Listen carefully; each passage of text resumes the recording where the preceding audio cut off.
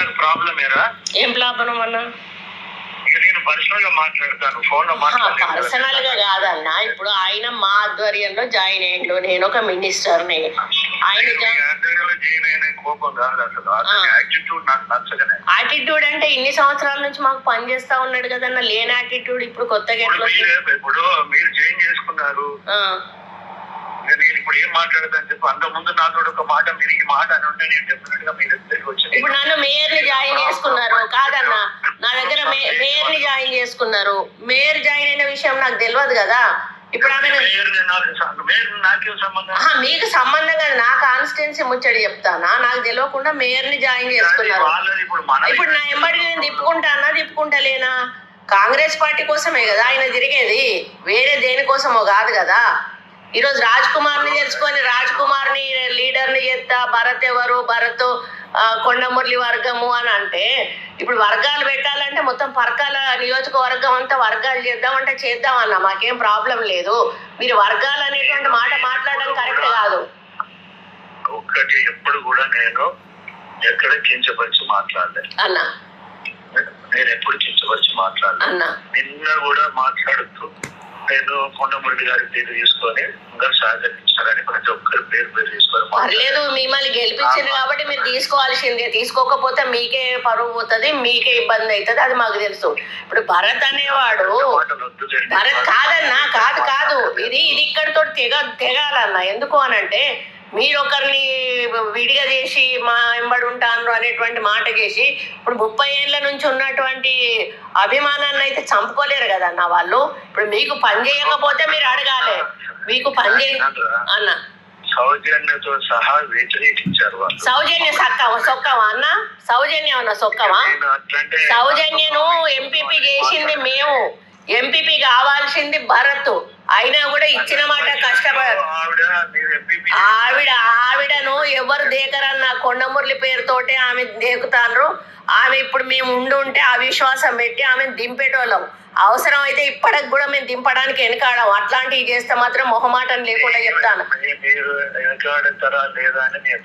అన్న. ఆమె ఎవరన్నా అసలు సౌజన్యాన్ని, ఆమె ఎవరన్నా జనానికి ఎవరు పరిచయం చేసిండ్రు సౌజన్యాన్ని? ఎవరిని? అవసరం లేదన్నా మాకు. ఇప్పుడు మీతో కూర్చొని డిస్కస్ చేయాల్సిన అవసరం లేదు మాకు. ఈ భరత్ అనేటోన్ని అవమానపరచడము అంటే మమ్మల్ని అవమానపరచడము. మేము తీసుకున్న క్యాండిడేట్ మీరు యాక్సెప్ట్ చేస్తలేరు అంటే మమ్మల్ని అవమానపరచడము. మిమ్మల్ని అవమానపరుస్తాము, మీరు తీసుకున్న క్యాండిడేట్ మాకు అవసరం లేదు అని మీరు సాఫ్ సీదా చెప్పండి.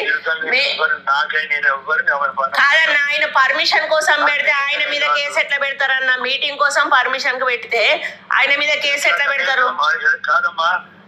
కనీసం మీరు కూడా ఒక కాన్స్టిట్యున్సీకి మంత్రిగా ఉన్నారు, ఎమ్మెల్యేగా ఉన్నారు. అవును. ఏ విధంగా వితౌట్ నోటీస్ తోటి అప్లికేషన్ ఎవరైనా అంటే మిమ్మల్ని పిలవకుండా పెడతారు అన్న? ఒకవేళ పెడితే ప్రకాష్ తెలియకపోతే మిమ్మల్ని పిలవకపోతే మీరు కేసు పెట్టాలి. మిమ్మల్ని సస్పెన్షన్ ఎత్తేసారా? సస్పెన్షన్ ఎత్తేసారా? ఎవరిది సస్పెన్షన్ కూడా ఎత్తేయలేదు, ఆయన మీద సస్పెన్షన్ ఉన్నది. ఎక్కడ లేదు మీరు తెలుసుకోండి. మహేష్ అన్నకు ఫోన్ చేసి తెలుసుకోండి అన్న. ఎత్తేసినాకనే మేము పార్టీలో జాయిన్ చేసుకున్నాం ఆయనను. మనకు అన్ని పద్ధతి ప్రకారమే చేస్తామన్నా. ఏమన్నా ఇగో అన్నా, నువ్వు తల్లి అనుకుంటేనే మీరు చేసేదంతా చేస్తానన్నా, చెయ్యండి. దాని వల్ల మాకు కాదు నష్టం. అదే నేను కూడా అన్నానే మాట్లాడుతున్నా, నేను కూడా అన్నానే మాట్లాడుతానన్నా. నేను కూడా మిమ్మల్ని ఎక్కడ గౌరవాన్ని తగ్గించట్లేదు, తూలలేదు. కానీ కాదన్నా, ఇప్పుడు మమ్మల్ని నమ్మిన బంటూ అనొద్దు, అవసరం లేదు. నన్ను మామూలుగా సురేఖ అని పిలవండి, నాకు పెద్దోళ్ళు మీరు.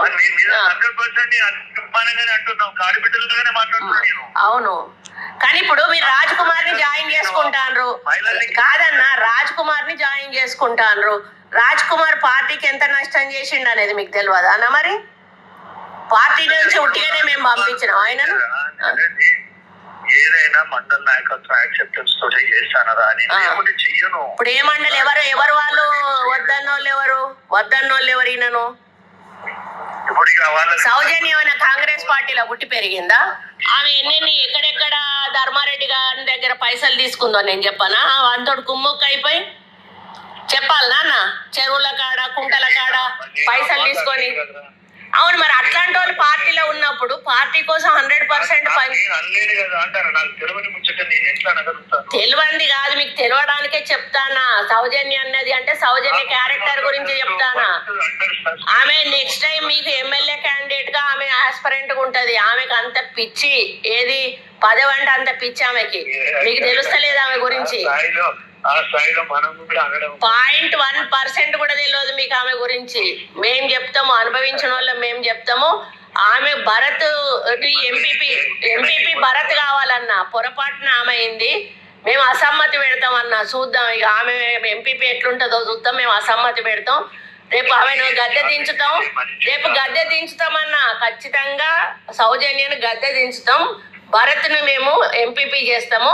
మీరు ఇట్లనే ఆయనను విడదీస్తే మాత్రం తప్పనిసరిగా గీజుగొండలో మాత్రం వర్గపోరు అయితే నడుస్తుంది అన్న. మేము ఉట్టి ఊరుకోం. గీజుగొండ అనేది మా సొంత మండలము.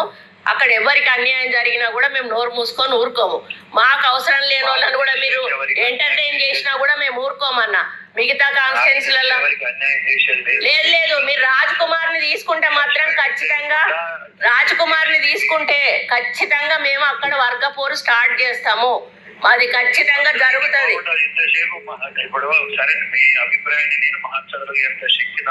ఎందుకు లేదన్నా, మీరు వద్దనుకుంటే ఇప్పుడు రాజ్ కుమార్ ని డ్రాప్ చేయొచ్చు, తీసుకోవాలనుకుంటే భరత్ను దగ్గరికి తీసుకోవచ్చు. మీకు గెలిచే శక్తే లేదు కాదన్నా. గెలిచే శక్తే లేనప్పుడు గెలిపించినాం కదన్నా. ఇప్పుడు ఈ శక్తి మీకు ఉన్నది కదా. రాజ్ కుమార్ ని వద్దని భరత్ను దగ్గరికి తీసుకునే శక్తి మీకు ఉన్నది కదా. దేవుడు ప్రకాష్ రెడ్డి అంటాడు 10 రోజుల ముందు వచ్చిండు. 100%, 1000%. ఈ రోజు మేము వద్దు అని అంటే కాంగ్రెస్ పార్టీలో మా వాళ్ళు అనేటోళ్ళు మీరు వెళ్ళే మీటింగ్లకు రారు.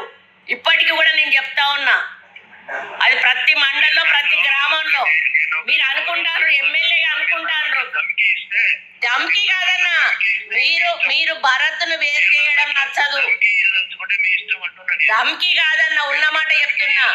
మీరు భరత్ను వేరు చేస్తే మాత్రం ఊరుకోమన్నా. భరత్ను వేరు చేస్తే ఊరుకోము. నేను చెప్పేది వినండి, ధమ్కి కాదు. మీకు వాస్తవాలు చెప్తా ఉన్నాము. ఇట్లా జరిగి అయ్యో బాబు, మీరు పెద్దోళ్ళు, మిమ్మల్ని ధమ్కి ఇచ్చేంత పెద్దదాన్ని నేను కాదు.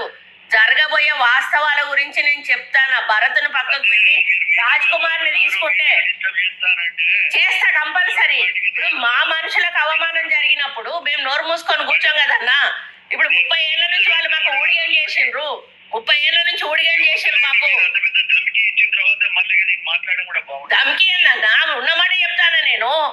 ఆ సౌజన్య అనేది ఎవతన్నా, అది రంగులు మార్చే ఊసరవెల్లి. అదొక ఊసరవెల్లి. వెంకట్రామరెడ్డి గారు ఒక ఊసరవెల్లి, సౌజన్య ఒక ఊసరవెల్లి. వాళ్ళని మీరు సంకర పెట్టుకొని తిరుగుతా ఉన్నారు. ఎవరైతే నేను ధమ్కి కాదు, జరుగుతుంది. వాస్తవాలు చెప్తున్నా. మేం చూసినామన్నా. మేము ఇంకా పెద్ద పెద్ద రాజకీయాలు చూసినాం. మేము కేసులు పెట్టించుకున్నాం, జైల్లోకి పోయినాం. దయాకర్ రావు అటువంటి వాడికే మేము భయపడలేదు. మాకు అవసరం లేదన్నా. ఎందుకు నాకు గౌరవమే అన్నా. మీరు భరత్ను గౌరవిస్తే చాలు. నాకు ఇంకేం అవసరం. నేను అది కాదు, మీరు భరత్ గురించి చెప్పిన, భరత్ను తీసుకోకపోతే అది జరుగుతుంది అని చెప్పిన. భరత్ను ఎందుకు తీసుకుంటలేరు అని అడుగుతున్నా. రాజ్ కుమార్ ని ఎందుకు తీసుకుంటున్నారు అని అడుగుతున్నా. అరే, అది మా మండలం, సొంత మండలం. అది మా సొంత మండలంలో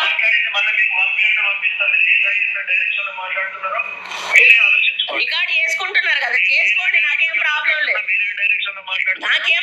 లేదన్నా. రికార్డ్ చేయండి. నేనేం మాట్లాడలే. నేను అన్ని కూడా ఒళ్ళు దగ్గర పెట్టుకునే మాట్లాడతాను, మైండ్ దగ్గర పెట్టుకునే మాట్లాడతాను. రాజ్ కుమార్ ని ఎంటర్టైన్ చేయొద్దు. భరత్ను మీరు కలుపుకోండి. పార్టీకి అక్కడ మేలు జరుగుతుంది అని చెప్తున్నా నేను. రాజ్ కుమార్ వల్ల పార్టీ నష్టపోయింది అక్కడ. భరత్ వల్ల పార్టీ పైకి వచ్చింది, ఈమెతోటి మొత్తం అవినీతి జరిగింది, వెంకట్రామరెడ్డి గారు దొంగ, వెంకట్రామరెడ్డి గారు ధర్మారెడ్డి గారు తొత్తువాడు, వాడి దగ్గర పైసలు తీసుకొని బతుకుతాడు వీడు, వీడు దొంగ, వీనికి కూడా ఇచ్చిండ్రు ఇవాళ. మినిస్టర్ గారు ఒక్క సెకండ్ దయచేసి నా మాట వినండి. నేను ఫోన్ పెట్టేయడం అనేది నాకు సంస్కారం అనిపిస్తలేదు, బాగా అనిపిస్తలేదు. దయచేసి అర్థం చేసుకోండి. మీరు చెప్పిన నేను విన్నాను. మీరు ఏం చేయదలుచుకున్నా నేనేం అడ్డుబయటను కూడా కాదు, మీ ఇష్టం మీరు ఏం చేసుకుంటారో. రాజ్ కుమార్ విషయం ఏం చేద్దాం అనుకుంటున్నారు అదొక్కటి చెప్పండి. థ్యాంక్ యూ అమ్మా. రాజ్ కుమార్ విషయం ఏం చేద్దాం అనుకుంటున్నారు?